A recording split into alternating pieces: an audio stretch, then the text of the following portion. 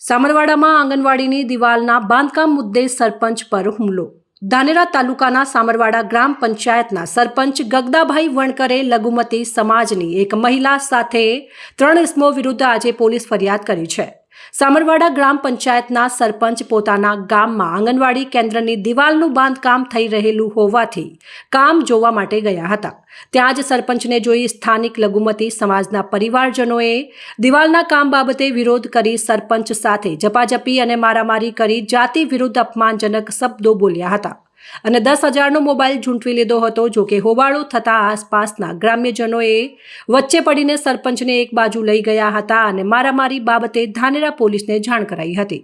સરપંચ ગગદાભાઈ વણકરે સામરવાડા ગામના રમજાનભાઈ કરીમભાઈ મુસલા સાથે જાકીર હુસેન રમજાનભાઈ, સોતભાઈ ઈસાભાઈ મુસલા સાથે એક મહિલા જુબીદાબેન રમજાનભાઈ મુસલા વિરુદ્ધ ધાનેરા પોલીસ મથકે ફરિયાદ આપી છે।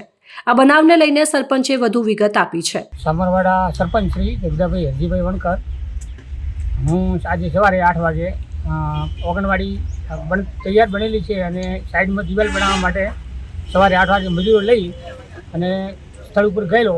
એ ટાઈમે આ ભાઈ રમજાનભાઈ કરીમભાઈ અને એની મદીરાબેન રમજાનભાઈ એનો છોકરો અને શોકતભાઈ ઈશ્વરભાઈ અને બીજા ઘણા માણસો આ લોકોને હતા, એ બધા આવી અને મારા ઉપર હુમલો કર્યો। મને ધક્કા મારી, મારા પાસેથી મોબાઈલ ઝૂંટવી લીધો। મારા ગોદામની અંદર પૈસા હતા 12,500 રૂપિયા। ભરતભાઈ ભાઈ શું નામ ભરત મોહનભાઈથી મેં પૈસા લાવ્યા હતા સવારે, એ બધા એ લોકોએ પડાયા। એ લોકોએ લીધા કે પડી ગયા એ મને ખબર નથી, આવી રીતે કર્યું છે। મારા વચ્ચે આ લોકોએ ચોથી વાર આવું કૃત્ય કરેલું હોય।